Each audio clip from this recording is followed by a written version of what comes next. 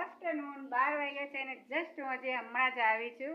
આવીને ઉમેશ પપ્પાને ફોન કર્યો, હાથ પગ મોઢું ધોઈને થોડુંક પાણી પીધું. સવારનું મેં મારા ઘરેથી રાજકોટ ઘૂંટડોક પાણી પીધું. આખા બસમાં નથી પીધું, કારણ કે મને ખબર છે કે ઉતરાઈ જાય ને ત્યારે બાપા જીવ અહીંયા વયો જાય છે, એટલે મેં બસમાં પાણી કાંઈ પીધું જ નથી એમને.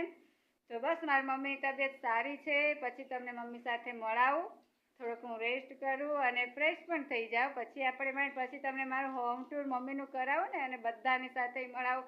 શામલી અહીંયા બેઠી છે, ઉતાવળી થાય છે કે મારે બધા સાથે તમને મળાવું. હું થોડુંક પાણી મસ્ત પી લઉં.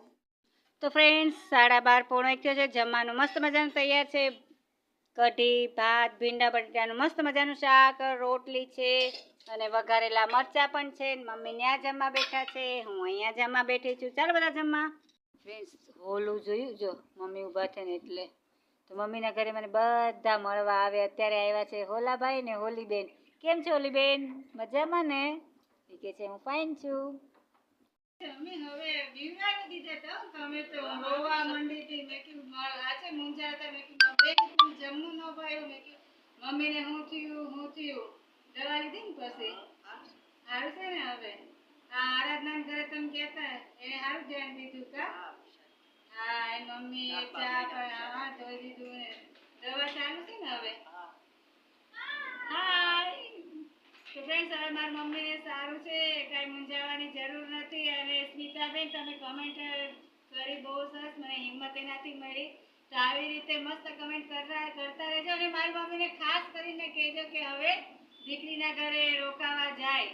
તો હું તમારી કમેન્ટની વાટ જોઉં છું. જય સ્વામિનારાયણ. તો ફ્રેન્ડ્સ અહીંયા તો મોઢું મારું તમને આવું જ દેખાશે.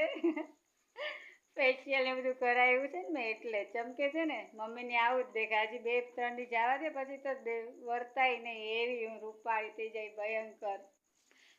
ખબર જ નહીં પડે કે આ હું છું. તો બસ આજનો દિવસ તો ફ્રેન્ડ્સ મારો બધે જવા આવવામાં ને એમાં જ ફ્રેન્ડ સર્કલ ને એના ઘરે ને અગાસી પર ને એમ જ ગયો મસ્ત મજાનો. અને હવે જમ્યા છે સેવનું શાક, ભાખરી, દૂધ ને એવું જ છે.